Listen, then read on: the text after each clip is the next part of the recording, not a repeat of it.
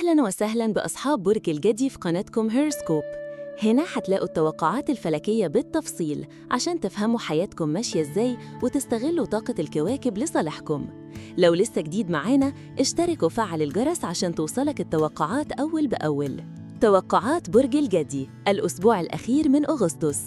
الحب.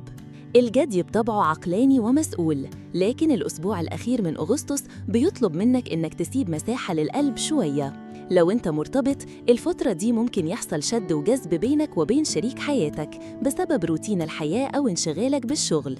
حاول تدي وقت أكتر للعاطفة حتى لو ساعة في اليوم، وجودك مهم أكتر من أي هدية أو كلام. ممكن كمان يحصل حوار جدي بخصوص مستقبل العلاقة زي ارتباط رسمي أو خطوة أكبر، وهنا مطلوب منك تكون صريح وواضح. أما لو أنت سنجل، في فرصة تقابل حد مختلف عن توقعاتك، يمكن في محيط العمل أو عن طريق صديق مشترك. هتلاقي إن الشخص ده واقعي زيك، وده هيخلي فيه تفاهم سريع بينكم. برج العمل. الجدي هو برج الشغل والكفاح، والأسبوع الأخير من أغسطس بيأكد ده جداً.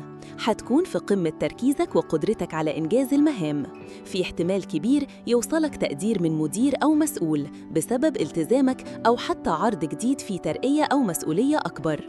لكن خد بالك، في زملاء ممكن يحسوا بالغيرة من نجاحك، فخليك هادي وما تعاملش أي حد بتكبر أو غرور. لو عندك مشروع خاص أو فكرة جديدة، ده وقت مناسب تبدأ فيه خطوة صغيرة عملية، حتى لو مجرد تخطيط عشان تتحول لمشروع حقيقي الفترة الجاية. أما لو أنت سنجل، في فرصة تقابل حد مختلف عن توقعاتك، يمكن في محيط العمل أو عن طريق صديق مشترك. هتلاقي إن الشخص ده واقعي زيك، وده هيخلي فيه تفاهم سريع بينكم. برج المال. الوضع المالي للجدي الفترة دي متوازن.